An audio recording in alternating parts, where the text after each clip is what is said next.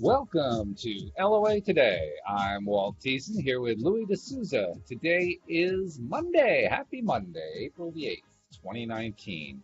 It's 8 a.m. in New York. It's 5 a.m. in Los Angeles. It's 1 p.m. in London and Sydney, Australia, around 12 midnight. Wherever you are in the world, thank you for joining us for another episode of LOA Today, your daily dose of happy. And we're off to a rainy start here in New England. What's happening in England? Are you on a happier weather note than we are? Just looking out the window. I haven't Okay. looked out of the window yet. Oh my God, there's Um, something out there. Guess what? It's overcast in London. So there you go. All right. Well, weather-wise, we might not have the ideal weather that we like to have in order to feel good, but fortunately, we're not limited to those options. We were just talking about that, how people like to limit Yeah. other people's options and how people actually allow their own options to be limited. And I love the answer you gave me at one point. We're kind of, bantering and just having fun and so forth, but you made a good point about how, I really don't want to pick those two options, those two negative options you gave me. I'd like to have a third one, please. That's something that is kind of a skill I think we need to develop more as human beings. I was in the sauna again the other day and somebody was saying, this option or that option. And I was saying, no, no, no, no, no. There are more options than that. There are more options than that. So You many know, people want to limit other people that way, which is, control them. I guess that's energy stealing, isn't it? That's kind of like, I can't feel good unless I can make you feel miserable, so I'll make you feel miserable by giving you two choices that you don't like. But in all that, the law of attraction teaches, Yes. Don't yes. leave us hanging. Tell us the rest of the sentence. The suspense is building, drum roll. Music That playing in no, the background, spooky music. Ooh. nothing can happen to anybody except if till they allow it. Oh no! Come and help. It's a funny thing. Oh, it's true. It's very true. So we are here to practice our deliberate creative techniques, which includes controlling where we what we react to and what we react to and how we react to it on any given occasion, and deciding what we prefer and what we don't prefer. And toward that end, this is once again a live stream where we get to take Q&A from the audience or where we get to bring up our own questions and topics to discuss. We can go either way on that. So if you're listening to the live stream, feel free to jump right in, give us your own questions or topics that you want us to address, and we'll be glad to do so. And in the meantime, we'll just kind of get started with our own stuff until we start to see more comments there. I see at least one person saying hello. Hello, Asha. Asha's a name I don't recognize, so thank you for joining us. Glad to see you here. But Yeah, welcome. yeah, good stuff, good stuff. I'm just finding So, myself on the mobile so we can see the comments. yeah, that's right. That's what I was just doing. Like, oh my God, I didn't get the screen up. Oh no. It's the beginning of the podcast. That's okay. So there, now we're all hooked in. So let's see. What do we talk about today? I always ask about what's going on the weekend, but that gets dull after a while. So we need something new, something exciting to talk about. You know what? Here's an interesting topic. You mentioned that it's kind of gray there in London. It's kind of gray and rainy here in New England. Why don't we talk about what to do when your usual thing that you try to reach for to feel better isn't working? What's your alternative? Do you have a backup plan? Where do you go to if your first attempt doesn't work? I get somebody to tickle me. That's not bad. That's good. See, it works well, doesn't it? It works beautifully. Yeah. Backup plan, my little 3-year-old. Well, plus Works that's a like great a age. charm. Kids when they're that age, they're so full of energy. They're so enthusiastic. Totally, totally. No, I mean you're actually dealing with what some parents would say is the best age. The pre-kindergarten, What, the terrible twos are preschool, past? the terrible twos. Have you ever figured out why they're called the terrible twos? I have a theory, but I don't really I know. have no idea I haven't. because I never experienced any terrible twos. So Yeah, I I would didn't just start say to people see. have made it up, and some people may manifest it because it's they're told they're going to have a terrible time at twos.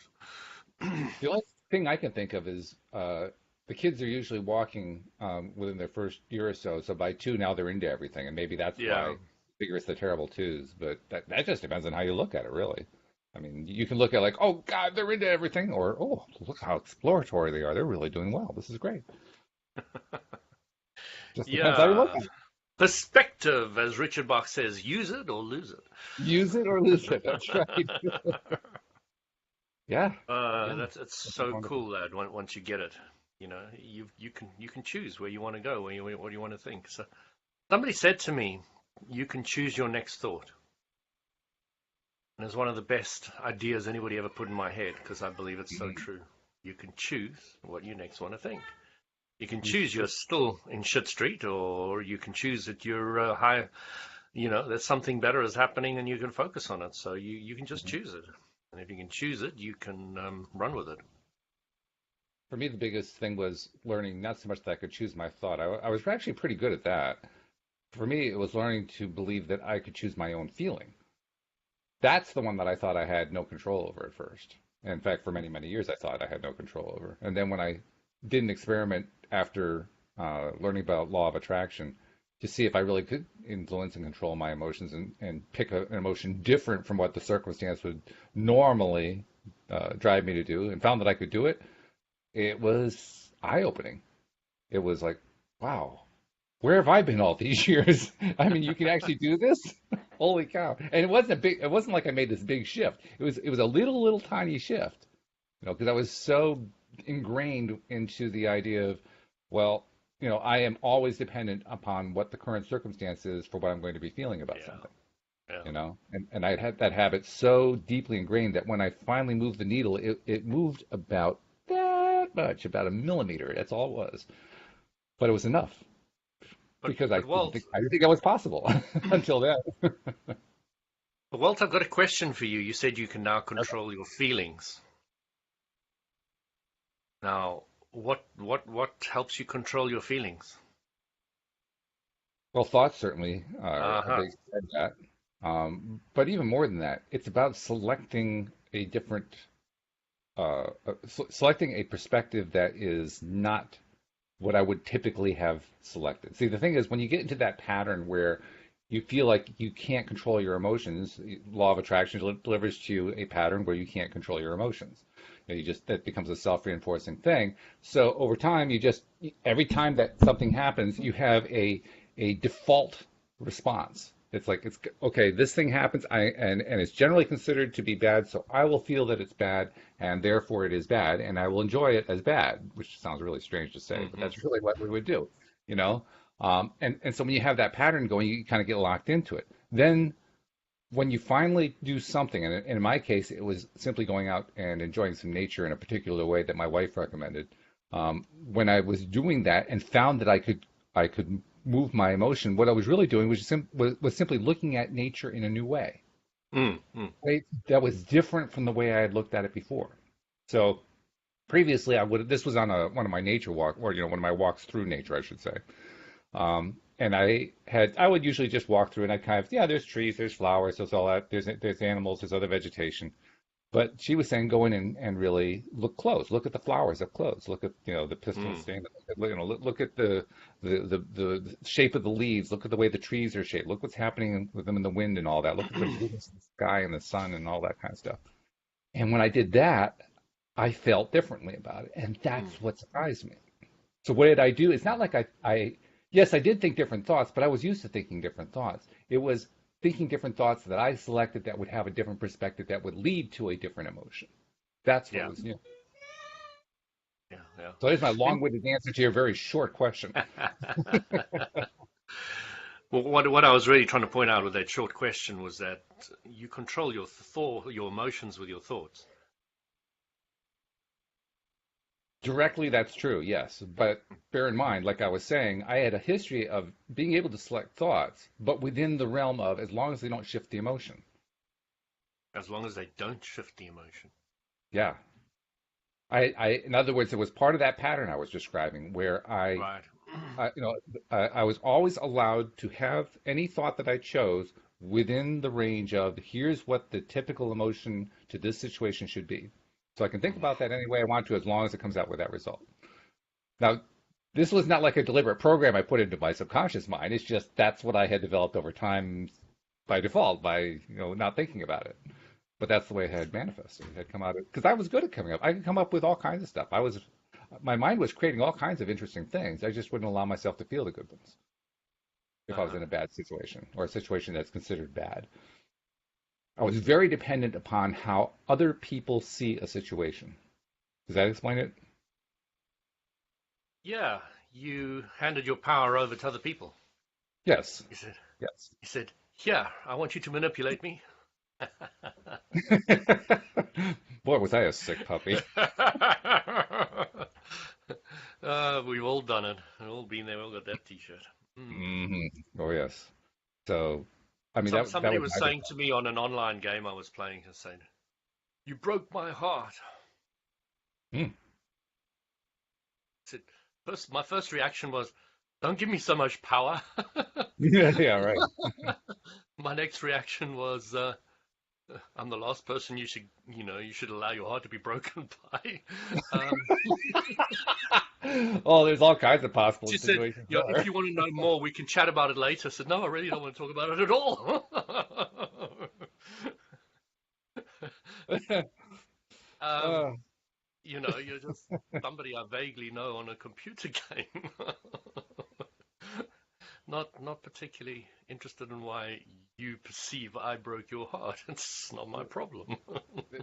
this is where it gets really interesting because that's where you have somebody who I recognize that pattern. They're in a pattern where literally they give all of their emotional power to everybody else, like you were saying, and in so doing, they deny themselves even having the ability to control their own emotions, to decide what they're going to feel, to decide whether or not they're going to feel brokenhearted or they're going to feel stronger or whatever else they're going to feel out of the situation. No, no, no. It's got to be somebody else. Got to be somebody else who makes me feel that way. Can't be me. That's where I was at. And so I know that emotion well. It's an emotion of helplessness. I mean, it is Well, truly a helpless situation to feel. what it is you're now giving your happiness over to an external influence. Hmm. So you're saying, as long as you love me, as long as you stay with me, as long as you're doing this, that, or the other, or putting the toothpaste cap on, or whatever it is, then I'm feeling good, and then I'm happy. But when you stop doing that, when you stop putting your full attention on me, when you stop giving me all these things, then I'm going to feel bad. And I Yes. want you to behave in a different way so that I can feel good. No, no, no, no, no, no, no, no, no, no. Hmm. And the people that play that game, it's a roller coaster ride. You're up one day, you're down the other. Oh And if God, you're yes. listening to this, you understand that. You're up one day, you're down the other. You're up when they say this or Hmm. do this, and you're down when they say the other, I mean, something else. So what you're doing is you're handing your power over to an external influence. Right. Somebody was saying to me, so I mustn't care about anything. I said, yes, you must care intently about how you feel in Mm. relationship with yourself. Because when you're Hmm. in balance, things can go up and down, but you can be in ecstasy all the time. Doesn't Mm. matter because you can be so centered, and centered is your relationship between you and you. You can become so centered that the entire storm can be playing around outside you, and that's what a master does. You often talk about the master's always so calm, etc. And what they Right. is they're not interested in all the other people's stuff that's going up and down because they're just listening to their emotions. Does this feel good? Does this not feel good? Doesn't feel good? Turn around, go the other way, think another thought, and they've got this Hmm. great dialogue going on between themselves, and it's going on and on and on, and they're doing that so often that they seem not to have any problems, but they are. They're still feeling that negative emotion with this thought and all the rest of it. They're still going through the contrast, but from an external perspective, you'll say, my God, that guy's really calm. He's really centered. Doesn't matter what happens in Hmm. his life. Still, Hmm. or dull. I must use the female as well. So, you know, it became weird because as I started understanding this more and more and more, about and working with your higher self, I started not so much relating to my sex anymore. What do you mean by that? Me to I'm a male. I was born a male on this planet in this universe. Okay, but I don't feel male anymore. I feel more like a source energy which doesn't really have a sex or a gender more than I feel a male. So But you what kind I got to ask you a question because I've wondered the answer ah, to this question for a long time, and that is, what go. does it feel like to feel male? I've tried to figure it out for a Yeah, long I struggle with that one too. Although when I do see that real masculine energy coming out in an individual, I do admire it. I really do, and I can understand why a woman would admire that real masculine type energy as well. Not necessarily egotistical masculine, but just genuinely masculine, nicely masculine. And I think that's gorgeous. I think it's really, really nice when you do see that. But give me an example of that because I'm not even sure what you're talking about, to be honest. Hmm. Well, it's somebody who is more in tune with their masculinity, their maleness, but is also has alignment. Okay. Okay. So I seem to have lost a bit of my masculinity in going into alignment. See, I'm not so Right. sure about it. And this is why I raised the question Yeah. because I like, for instance, I can think of a guy I knew. I was actually best man at his wedding. This guy was a major player, just a major, major player. This guy would play women like crazy. And he was very confident. Mm, He is what, I mean, I can kind of recognize what is often described as being masculine. He was very masculine in mm, that sense. okay. Okay. But when I look at it more closely, the guy was really insecure, Hmm. not about women, but about Of course. himself. Yes. And that's why I ask, well, what is masculinity? Because, well, wait a minute. We first define masculinity in terms of having this confidence, this, I am in alignment. I have this masculine thing going on here, and he was demonstrating all that, except that he really wasn't in alignment. In other words, it was an act. Yeah. He acted as if he were in alignment, but he really wasn't. But he was in alignment when it came to certain subjects. Exactly. And that's where it becomes to me a very difficult thing to define masculinity. On the one hand, he was masculine when it came to trying to bed women. Mm, On the other hand, when it came to anything else in his life, he was, I guess I'd have to say, non-masculine. mm, So what's masculine? mm. And that's the part I'm having trouble defining. Is it all about, sex? Is that what masculine is? I don't think so. No, I don't think that even absolutely makes not. sense. I All mean, a right. lot of women will definitely disagree with that. Maybe somebody can comment on it who's listening to this. Yeah, perhaps. Um, Yeah. how would you define masculinity, especially if it's a female? What was the traits you would be looking for um, in a guy that you would perceive as masculine? And also, if anybody wants to comment, would they even want somebody who's really a male who's really masculine? Is that the desire? Is that what they're looking for? I know a lot of women would say yes, so and I mean, some if I maybe think not. about I don't know most of the stars these days, but the one star I do know about that would generally be considered a hunk is George Clooney. Most Okay. women react very well to George Clooney. Okay. Hmm. So I look at George Clooney, and well, first of all, I don't see a whole lot of that pseudo masculinity that we've been talking about with him. I see a Hmm. little bit sometimes. Some of the roles he plays, he tends to do that, but I think it's playing the role. But I Yeah, look yeah, at yeah. him, and I don't really see that so much. What I see instead, for the most part, is someone who is a confident person who is also male. Yeah. And that to me is probably where real masculinity is. But what is that? What is it about that that makes that masculine? And I don't know what the answer is to that. I think that's where my confusion comes from. What about that is masculine? Because if I look at it that way, then I would say I am masculine. I would say you are masculine. But we're just not typically masculine. We don't fit into the Mm. stereotype of masculinity. So what you find yourself doing is redefining words. You start Yeah.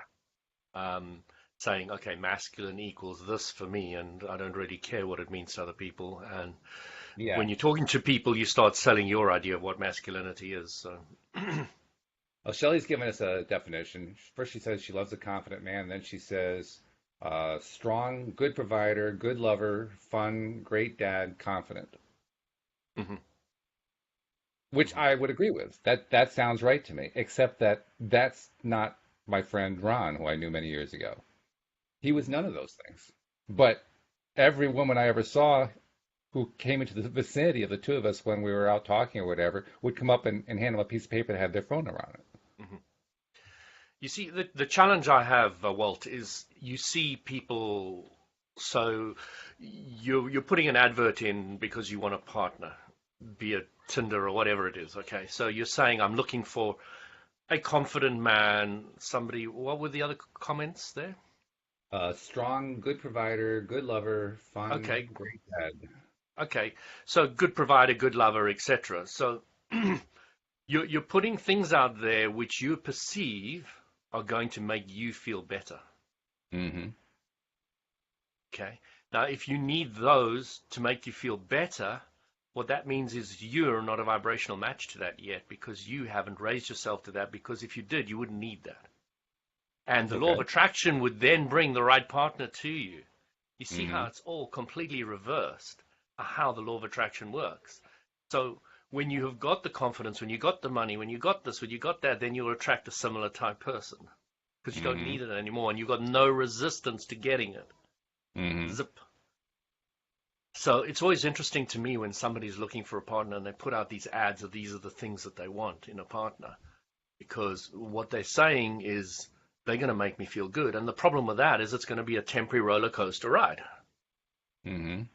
And that's going to be quite unfulfilling. And then you get separation, divorce, blah, blah, blah, blah, blah, and not staying for long. But none of that's necessarily a problem because you're growing through each experience. You're knowing what you don't want, have a great idea what you do want. But it's really important to grasp that even if it's only mentally, if you haven't got all the money, but you feel wealthy, you can attract the people easily. So it's all about getting your grid filled in thought-wise so that you can attract the right money, job, power, friends, relationships, etc. And it's really interesting because the universal law of attraction is exact. It'll bring the right people at the right time. Mm-hmm. And once you really focused on what you want, you have what people call miracles. My God, just phoned me at the right time. My daughter just walked in the door just now and took my little one away so that I could be on this call. Just the timing just is going Mm-hmm. dar, dar, dar, dar. And they seem to be happy playing over there. And I didn't even worry about it. I knew something would happen. Something would Mm-hmm. work out. Mm-hmm. And everything works out. So you kind of, in the beginning, you hear this nice thing, everything's always working out for you. If not, that's something better. Mm-hmm. And you say that to a few times and you're like, yeah, I'm not really sure about this.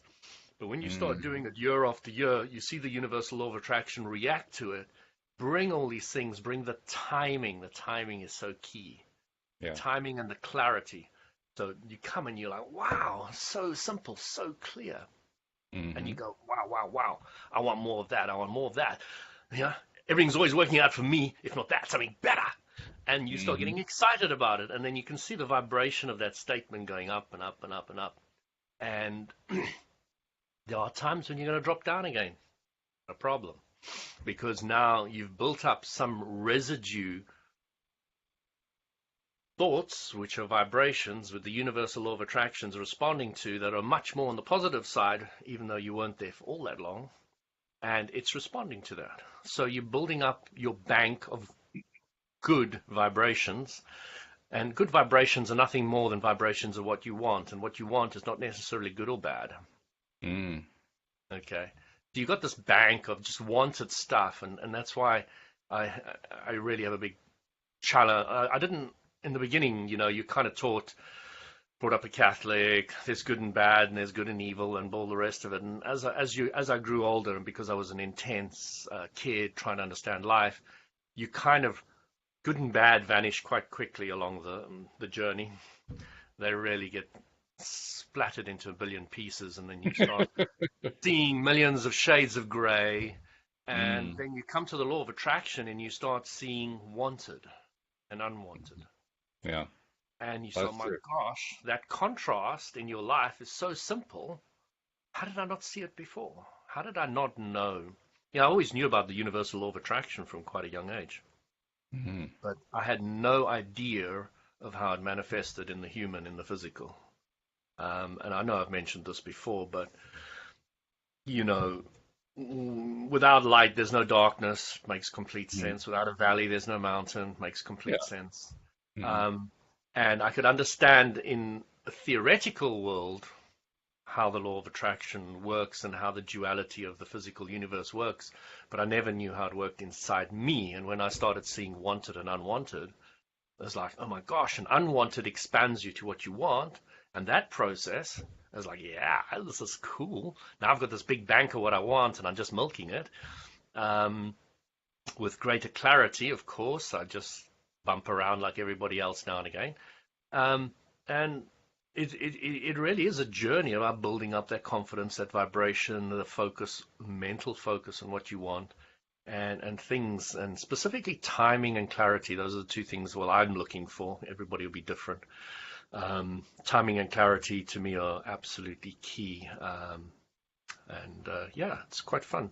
You also mentioned to me, and because I talked about valley and mountain, you talked to me about your wife suggesting that you look at the microcosm in plants Hmm. and nature, etc. Right, And right. one of the things that, after many, many years of hiking and camping from a young kid, was the macrocosm, is looking out over the mountain for miles and miles and miles and miles and seeing the rolling green hills, or seeing the mist layer across the top of the valley from my bedroom window that completely covered the Barberton Valley in South Africa where I was brought up.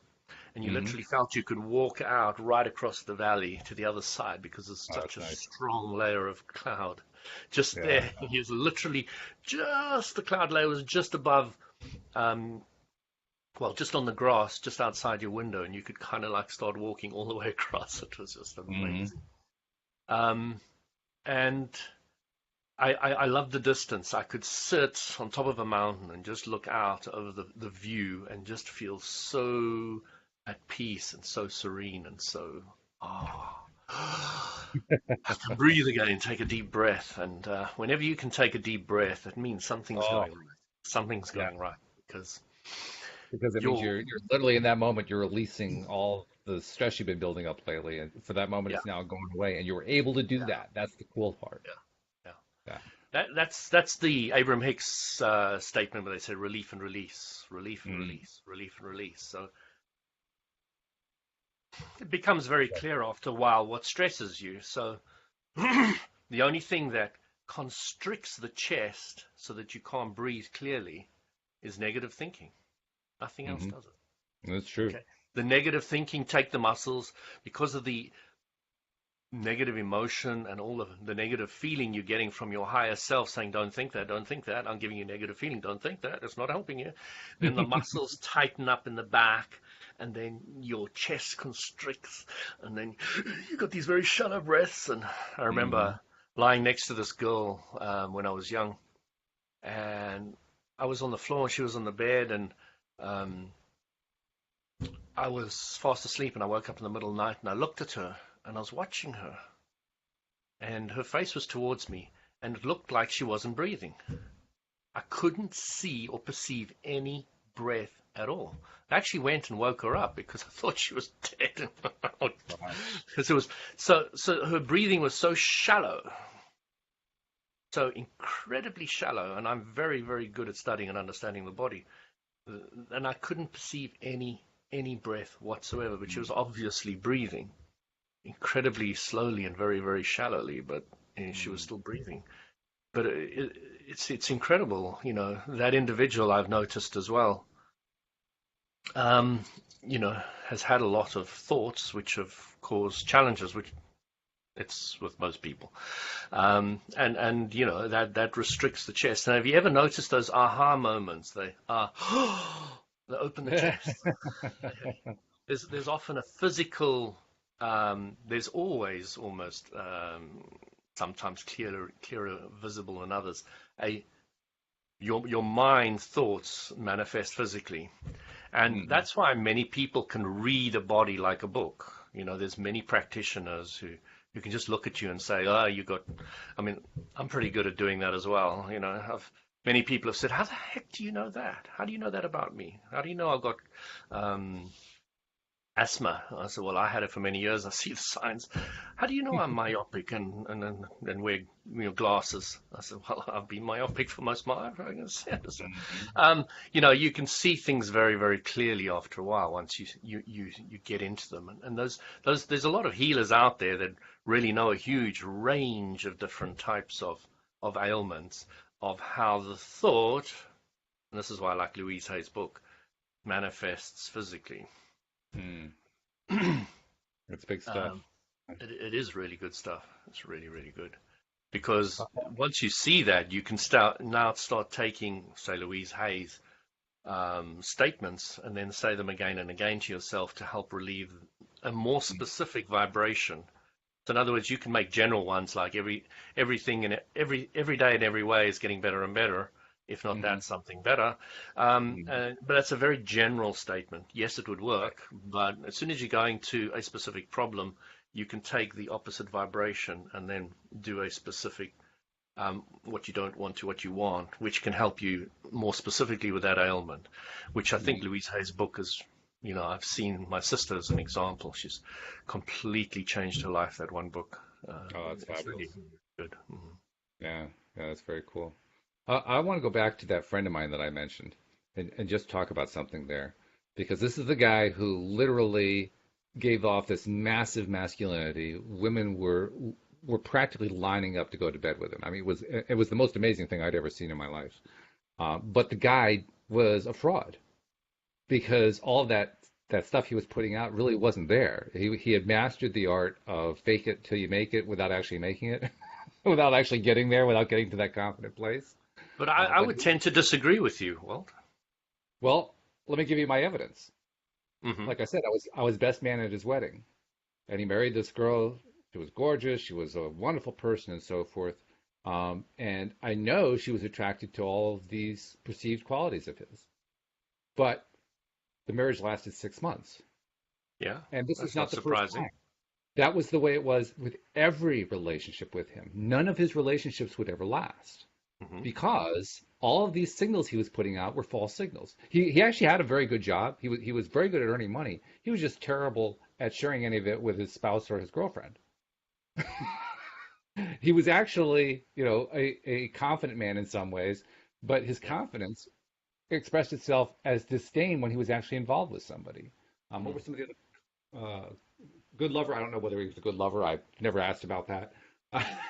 he was he was not a great dad. He actually did get involved with a woman who had a kid. That lasted about I think it was 3 weeks because he couldn't get along with the kid at all. Um, I guess he was physically strong, so I guess in that way he qualified. But literally, he was putting out all these signals that were false signals.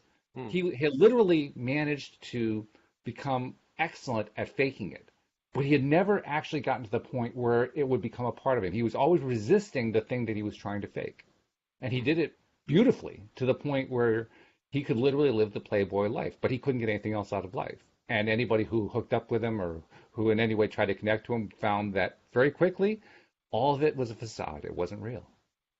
Now, Walt, I've got a question. Was he really looking for a long-term relationship? Or did it just manifest because No, he I don't kind of, think he really. I don't think he really cared that much. hmm, But he put out, but the perspective, and I think this is the key word. The perspective that he gave to others, particularly to women, was yes, he was looking for it. See, he was giving them all the right answers.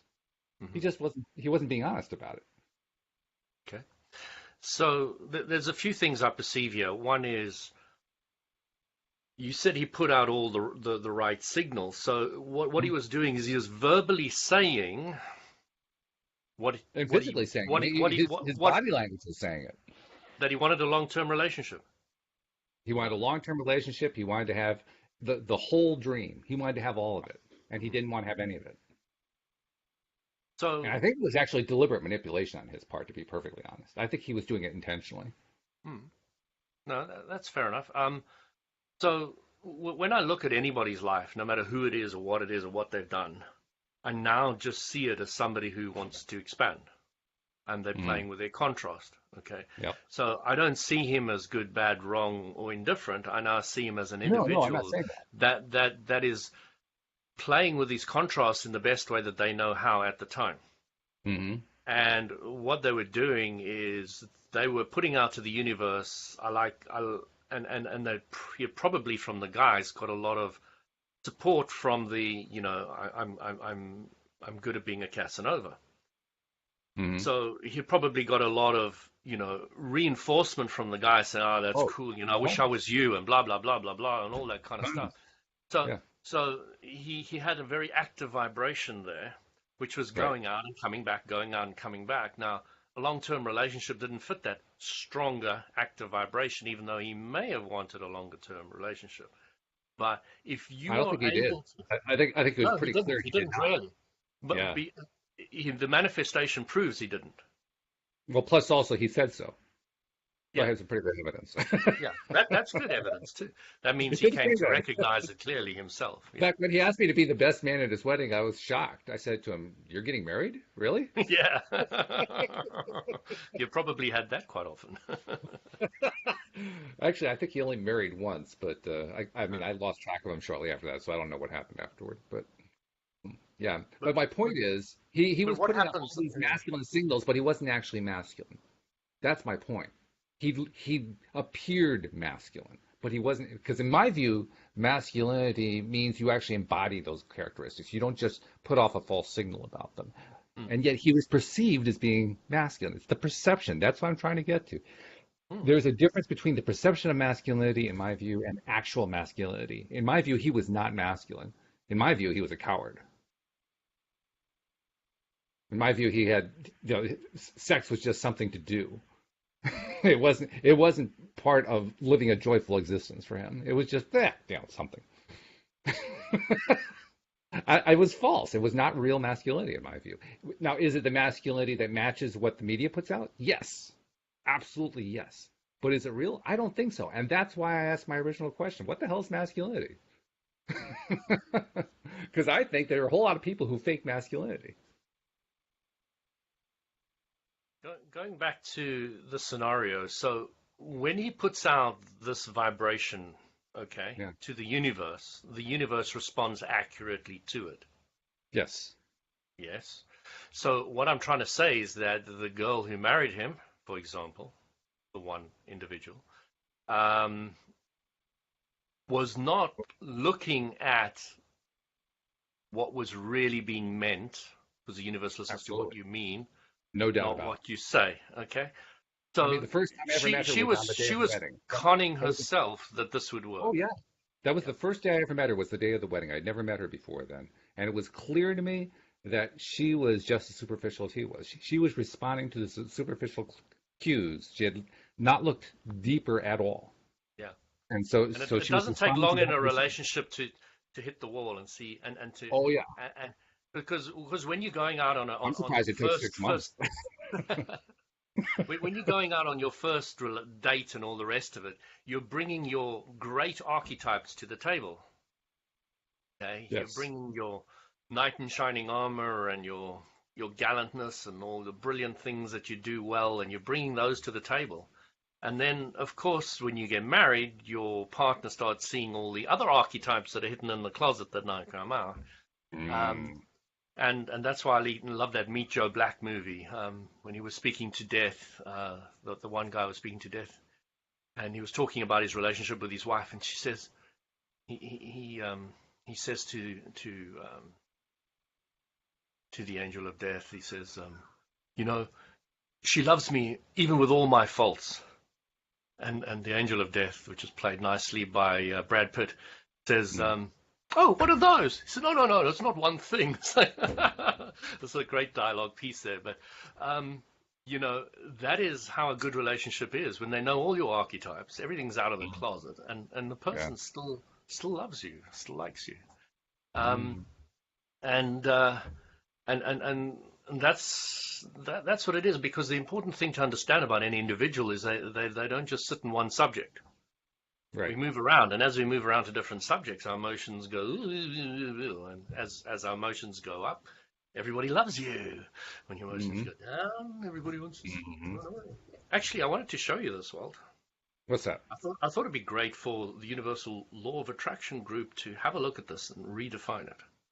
Okay. Um, I'm going to try and point it to the camera and see if we can get it. Oops. Can you read that? The cat, very urgent, missing something or other. I can't read what it says. Yeah, Oh, missing, okay. sort of. I can All right. understand it. I'll read the rest. It says, please look out for him. He's very friendly and nosy, so might have wandered into a shed or garage and accidentally got locked in. We have two very sad children who are desperate to know where he is. If you see him, please call. We really Mm, miss him. So yeah. I was wondering how somebody who is actively, consciously aware of the law of attraction would rewrite Oh, dramatically, I would think. that. Yeah. Yeah. Well, I would even try before I even tried to rewrite it. I think I'd sit down with the kids and explain to them how the law of attraction works and get them to decide on a different perspective and then write the new perspective. But what are you doing? They've put thousands of these around the neighborhood. Thousands, okay? So falling off walls and they're lying on the floor. Um, um, Yeah. so what I'm I don't trying to think most point. people realize though that what you have is a great No, example there. I don't think people, I yeah, don't think they have any realization at all that what they're putting out there is, please, universe, keep our cat lost. exactly, Yes. exactly. Do Yeah. people understand that? Do they get that? Okay, No, I because don't if think you're so. beginning the law of attraction, this might be a bit confusing. So I was thinking how I could rewrite it. So I was starting to look. Please look out for him. He's a very friendly and nosy, and might have wandered into a shed. Okay, I would have wiped out all that. He's trapped in some place. Okay, Yeah. don't Gotta get rid need of that part. don't need all the people's thoughts in the neighborhood wandering around seeing a cat locked in a shed or garage. Especially since they don't even know that that's what happened to the cat. No, exactly. So This they're is creating a new bad scenario. this is now manifesting that they're going to get a cat locked in there, even though it wasn't in the beforehand. You know. I mean, Mm. under those situations, circumstances, that's where I'm glad to know that cats also have their own perspective of attraction, and you don't have to buy into that if they don't want to. That gives me a feeling of relief. Yes. They're just happy-go-lucky. Not going to worry about these human thoughts floating around the place. We have two sad children who are desperate. Now Mm, we have two children who are dying to get their cat back. yeah. Sorry, let's remove the word dying. Who are excited to get their cat back. Yeah, there we go. There Mm. we go. And if you see him, please call. We really miss him. You know, as I said, we're excited to get him back, and Yeah. it'll be great if you spot him to let us There you know. go. You know, If, all if, these kind of things. You know, you rewrite that, and you get a completely different response. When I looked at yes. that, I actually went, "Ugh," you know, Hmm. and I specifically took a photo of it so that I could bring it here and show how it made me look because it was like, oh, those poor kids and they're desperate to get their cat back. And you know, once you understand the law of And that attraction, you is go, the look at reaction. that That's is the how most of reaction. us react. It's like, Yeah, oh, geez, I feel so sorry for those kids. yeah, Oh, yeah. wait a minute. That's not the right thing to think if I want to help. That's not exactly. That's not what I must put out to the universal law of attraction if I want to get them back. That's right. Oh dear, wait a minute. Hold on. The default behavior pattern, there it is again, that default behavior pattern that we're all supposed to follow because that's what society tells us we're supposed to do is actually working contrary to the idea of getting the cat back. Yeah, completely, completely. That's a great example though. I like that one. Yeah. Does it have an email address? We can send them an email saying, here's an alternative way of wording it. There's a cell phone number. You Maybe could send a wing them text one message. from America. You're on a podcast. I'm sorry. No, I'll leave that apart out. I don't want to embarrass them. No, it's interesting because I don't think in all the years I've seen cat posters, and I've seen a lot of them in this area. Mhm. And There's a lot dogs. of people who've got cats, not dogs. I've only seen Oh, we cats. see lots of missing Mm. dog posters around here. Yeah, Yeah. I suppose it's, America's a bit different here. In the UK, houses are, especially in London, quite small, so a cat kind of fits the profile much better than a dog. Oh, I see what you Um, mean. Yeah. well, But I've seen thousands of them, and I don't think I've ever seen a law of attraction friendly one ever. It's just I've seen a couple that came close, but you're right. oh, yeah, None that actually did a really great job. I mean, the one that I see most often, this is the one that drives me crazy. It isn't a poster. It's a television commercial for the American Society to Prevent Cruelty to Animals. animals. Yeah, oh gosh. And the entire commercial is all these very unhappy caged animals. Hmm. They're trying to, pull your heartstrings and say, Yeah, okay, yeah. give money because of that. And I'm thinking to myself, you got to be kidding. That's really the message you want to put out there? Let's have more Yeah. animals unhappy, miserable in cages. That's what we're asking the universe to deliver to us. The SPCA guy came to my door trying to get me to put a subscription of money in. And I suppose you can gather what the kind of conversation went like between him and I. Well, you probably got very He confused. was running away. Poor guy. Uh, I was saying things like, why should I give money? Why are you focusing on your voice is talking getting to so me? loud that we're losing it. So you got to speak up a little bit. I said to him, why are you talking to me about all the cruelty and the pain and all the Mm, problems? Why aren't you talking to me about of how much you're helping and what you've done with all the cats and all the mm. rest of it? And I said to him, extinction is going to happen, and maybe even the humans will be extinct one day, and it's just part of it. And you also find new species Well, now there's appear. a cheery thought, I have to say. Hey, another planet, another game. I'm happy. I mean, planet Earth.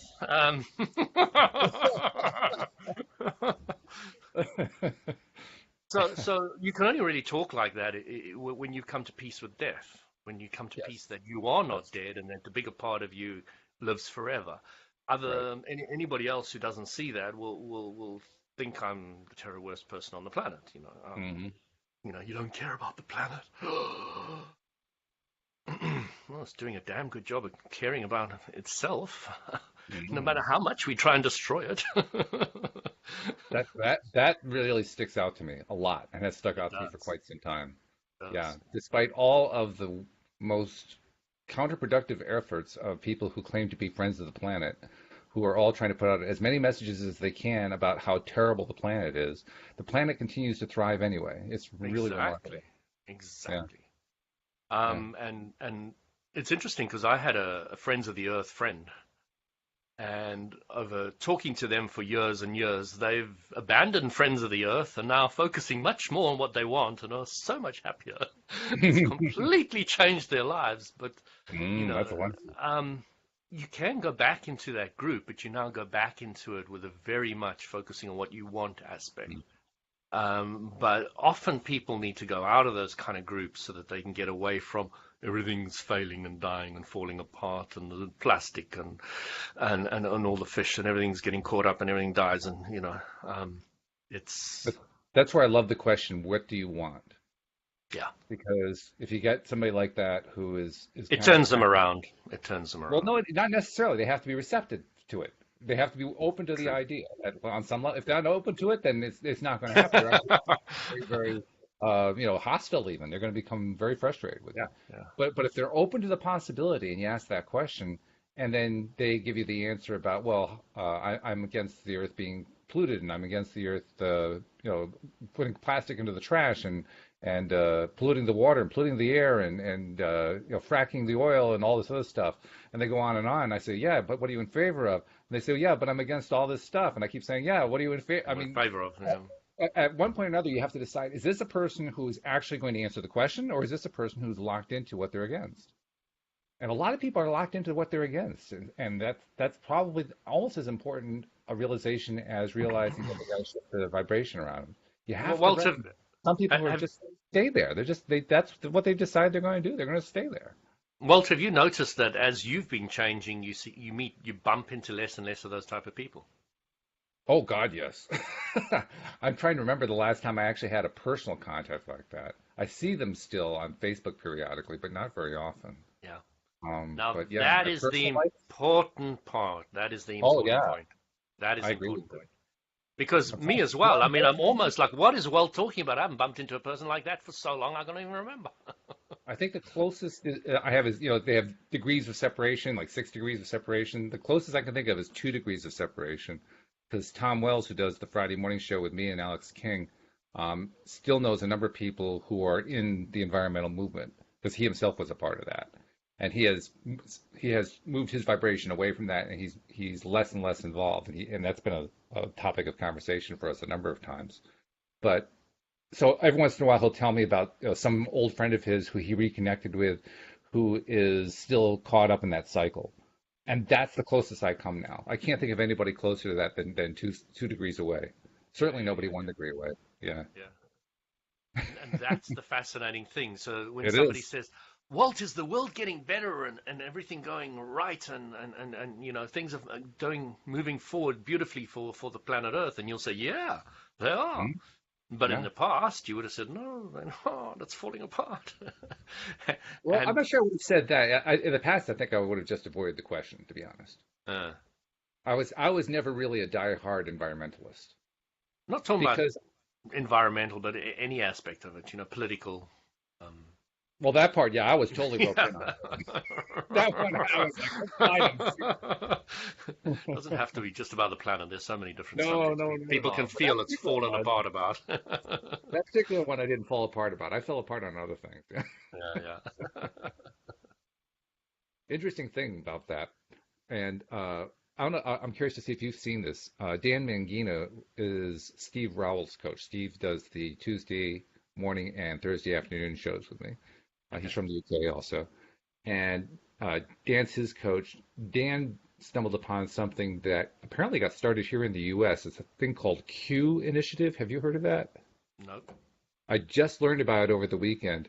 Basically, it's a group of people, including one who's an economist that I've known about for about 35 years, um, a professor at George Mason University. But there's a group of them, and they're trying to create an alternative currency, kind of sort of like a Bitcoin or a cryptocurrency, but it's not a Yeah, yeah. cryptocurrency, more like Okay. a default, um, what would you call it, a fiat currency, but one where they want to limit the growth of it so that it doesn't create an inflationary cycle, Hmm. which was something that was really, really big for me for a long, long time. I was just so anti-inflationary cycles. And of course, I got more inflationary cycles as a result, but I didn't realize that at the time. Hmm. And I've since been moving away from that. But nevertheless, I saw this thing because Dan put out a message that said, would you like some free money? And I thought, well, sure, yeah, sign me up. Where do I go? And a lot of people were signing up. Apparently what they're doing is they're rolling this thing out on kind of like a multi-level thing where, you bring 5 people in, and then those 5 people each bring 5 people Yeah, in, and yeah, so yeah. forth. You have and then if you get in earlier, you get a larger allocation. If you go in later, you get a smaller allocation, but you still get allocation of this money that they're calling Q money, the letter Q, that they're planning to turn into an active, vibrant money supply. So I signed up for it over the weekend. I've got to find my 5 people. I haven't done that part yet, but I don't think I'm going to have too much trouble finding those 5 people. People like free money. But it was fascinating to me because so much of what we hear out there is about the negativity, and I myself was focused on negativity where money supply was concerned for a long, long time. I was very much. I wrote a book about it. I wrote a fictional book to explain to people how the money supply works. It was called The Money Suckers. Even the title of the book has this. It evokes this feeling of how horrible everything is, right? uh, And and a lot of and people most will people don't buy realize that. well, they did.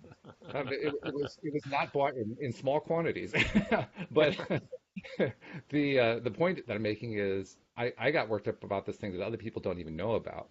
But the fact is, most people don't even understand how the whole thing works, and they are so themselves caught up in their own monetary problems that when presented with something like this, the first reaction most people have is it must be a fraud, which is understandable. I mean, there's a lot of the signals that give that are given to people that they receive that says if somebody is giving away money for free, when somebody's saying they're giving away something for nothing, it probably isn't what it seems like. Hmm. And so we all kind of buy into that, right? So Dan was smart. Dan put it out to people who were on his list, so to speak, the people who were his LOA followers. So they were going to be more receptive to it. But you also go to some places where you see people putting it out who are not so selective, and the resistance is really interestingly high. Well, that can't be real. That's just going to be that's one of those pyramid schemes. Mm-hmm. So here you have somebody who's actually giving away money. Now, the money supply actually hasn't turned into a vibrant economic good yet. That's what they're trying to do. They're trying to build up the number of people who are involved, and then they're going to take some steps to encourage people to start using it as currency. But it actually hasn't gotten there yet. Mm-hmm. So there's nothing they can really point to that says, well, this thing really is the next currency. This is going to be the next thing that's going to, help improve economic relations and all this other kind of stuff. And indeed, when I read their literature, the literature is really fascinating. The literature is well, it's about two things, actually. They get part of it right. A large portion of it is about how good this currency is going to be and how it's going to do these wonderful things. And we're going to have people are going to get wealthy doing this, and there's going to be a lot of good stuff to it. But there's also the reaction that you can just see them, in their minds, kind of feeling like they have to react to the negative comments before they come out. So all these defenses about how it's not going to do this, and it's not going to be that, and it's not going to be this, and it's not going to be that. You wait for them to come up and then you deal with them. You don't deal with them beforehand. No, definitely not. And then you activate the vibration. So yeah, absolutely. Yeah. So I bring this up to point out it's fascinating. Here's a situation where people are actually getting something that a lot of people would like. I want to have some free money. And people are offering, okay, here's some free money. All you have to do is just sign up for this thing, and you're going to have free access to this money. You're going to be able to, as the thing develops, you're going to have it to spend and so forth. And on the one hand, people are intrigued by, I like to have the free money. And on the other hand, they're full of doubt about it. And I think to myself, that's a really interesting dynamic going on there. Because it's not just one thing. It's like a mixture of emotions going on. And I'm wondering, how is that going to play out? And I don't know the answer to that. It's going to be some mixture result. I don't know what the mixture result's going to be, but it's going to be something along that line. Fascinating to watch. Yeah. Talking about network marketing very briefly, I don't know what percentage of America's money comes in from. They started a lot of these network marketings which have gone all around the world. Oh, yeah. A huge portion of money must be coming in from that, because I know from the network marketing I've been involved in, it's huge. So it's open in almost every country in the world. And it started in America, and all that money's being funneled back to a lot of people in America. Huge portion. And I reckon it's keeping the American economy afloat to a large degree, the network marketing. I don't know, I could be completely wrong. But it'd be interesting if somebody who's in the financial sector could actually even look into this. I think it actually, I think you'd be surprised what the result is there. And I say that surprised which way? That it's not actually having the impact that you think it's having. Oh, okay. And the reason is, if you look at economics in terms of the two major kinds, macroeconomics, microeconomics. Macro is we got 1 minute left. Yeah, we got to be quick. That's true. So I got to do this in 30 seconds. Can I do economics in 30 seconds? Probably not. Well, I'll give it a shot. In the simplest form, when you look at it on a macro level, all it takes is to have one big thing shift, and it looks like there's this massive shift in the economy. But most of that does not get down to the micro level. There are only a very, very small handful of people who are affected by that in a significant way on the micro level, which means most people aren't affected by it. They may see, actually, where some of those are concerned, they're more often to read in the news about how the local attorney general cracked down on that company for some sort of fraudulent practice than they are to actually see a positive result coming out of that money coming in. Yeah. And I think it's basically the flaw of countries, the idea that a country experiences something. Countries don't experience anything. Individuals within the countries, communities of people who are on the same wavelength experience things. But countries as a whole don't experience anything. And that's an interesting phenomenon all by itself, because that's contrary to what most people think is actually going on. That's a discussion for another day. Yeah, that sounds cool. I think it probably is. Yeah, but that's right. We'll talk about that next Monday. Anyway, this has been good. Kind of free form, which has been fun, even though we didn't really have any questions from the audience. But hey, we got to explore masculinity. I don't think we've ever done that before. No, that's a new one. Good stuff. Anything you want to share with people about stuff that's going on with you before we sign off? Not at the moment. For next week, yeah. But today, not at the moment. But I wish everybody a fantastic week and have a great time. And Carpe diem and seize the day. Go out there and focus on what you want. Great advice. And we'll see you all next time here on LOA Today. Goodbye, everybody.